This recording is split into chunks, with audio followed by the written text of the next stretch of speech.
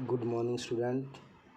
पिछली वीडियो में हमने कबीर दोहावली के कुछ दोहे किए थे, बाकी जो रह गए हैं वो आज हम कंप्लीट करेंगे। तो दोहा है, पोथी पढ़ी पढ़ी जग मुआ, पंडित हुआ न कोई। कबीर जी कहते हैं कि पोथी का मतलब होता है पुस्तक या ग्रंथ। कहता है कि अनेक धर्म ग्रंथ पढ़ पढ़ कर लोग मर गए, लेकिन पंडित हुआ। पंडित का मतलब कोई भी विद्वान नहीं बन सका। ढाई आखर प्रेम का पढ़े सुपंडित होए। और कवि कहते हैं कि जो प्रभु प्रेम के ढाई अक्षर पढ़ लेता है वही वास्तविक विद्वान है।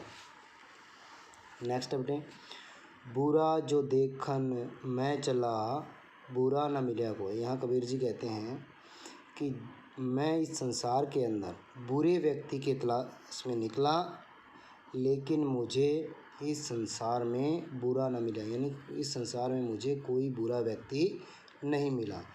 जो दिल खोजा आपना मुझसे बुरा। और कहता है कि जब मैंने अपने दिल को टटोल कर देखा तो मुझे महसूस हुआ कि इस संसार में मुझसे बुरा और दूसरा कोई नहीं है।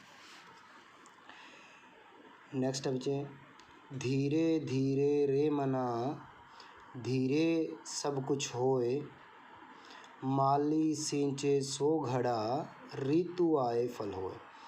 यहाँ पर कवि ने धीरज रखने की सलाह दी है कि हमें कोई भी काम करते समय धैर्य रखना चाहिए। धीरज धरने से सारे काम अपने आप हो जाते हैं। माली सींचे सो घड़ा, कहते हैं जिस तरह माली किसी पौधे को 100 घड़ा पानी देता है, लेकिन उस पौधे के ऊपर फल मौसम आने पर ही लगते हैं।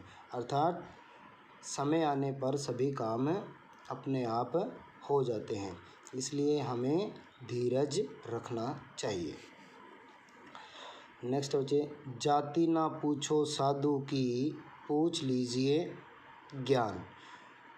कबीरदास जी कहते हैं कि हमें किसी साधु की जाति नहीं पूछनी चाहिए, हम बल्कि उससे हमें ज्ञान प्राप्त करना चाहिए। मोल करो तलवार का, पड़ा रहने दो म्यान। और जिस तरह से हमें जब तलवार खरीदनी हो तो हमें मोल तलवार का करना चाहिए, म्यान का नहीं।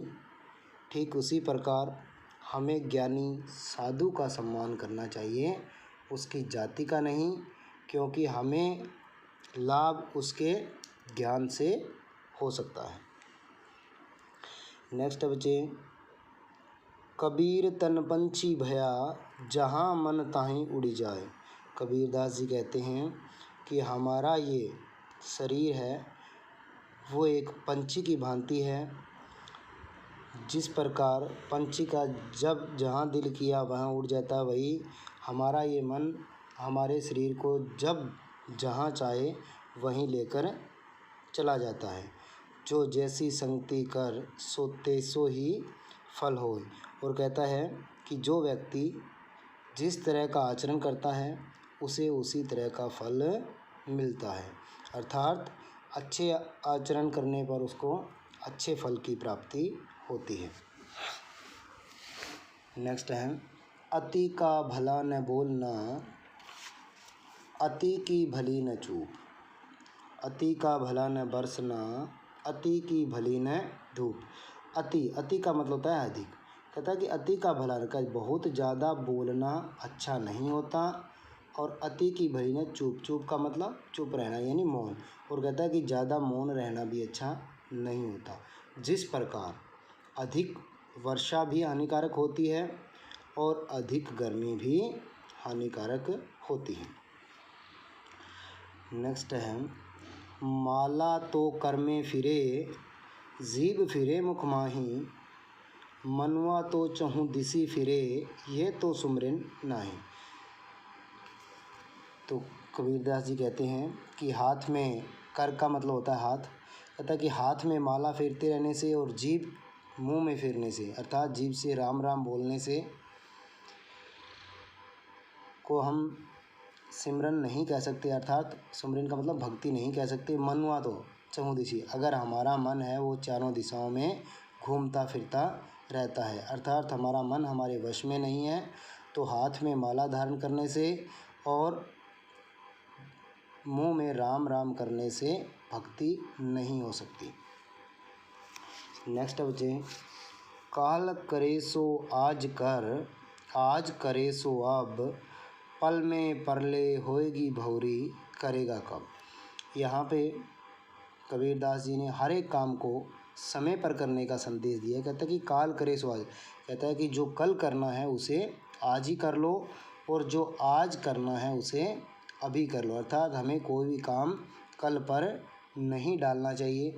पल में परले होएगी बहुरी, करेगा कम, कहता है कि हो सकता है कि कल को तो विनाश हो जाए और फिर वो काम हम कब करेंगे, अर्थात वो हमारा काम अधूरा ही रह जाता है। इसलिए हमें हर एक काम समय पर करना चाहिए। ये स्टूडेंट, ये हमारा पहला जो लेसन है कबीर दोहावली, ये कंप्लीट हो गया है। नेक्स्ट वीडियो में इसकी व्याख्या और क्वेश्चन करवाएंगे। तब तक के लिए आप लोगों ने इनकी व्याख्या है वो खुद करके देखनी है रफ के अंदर, और बाद में जब मैं इनके आंसर आपको दूँ तो उसके साथ मिलान भी करने हैं। और फर्स्ट ही लेसन है आपके पास पंजाब बोर्ड की ये बुक होगी, उसके अंदर आप अगर आपको कोई डिफ़िकल्ट वर्ड लगे तो ये उसमें से शब्दार्थ दिए हुए हैं, वहाँ से देख सकते हो। अगर फिर भी कोई प्रॉब्लम आए तो पिछली वीडियो मैंने बताया था कॉन्टैक्ट नंबर मेरा, उसके ऊपर मुझसे संपर्क कर सकते हो। Thank you.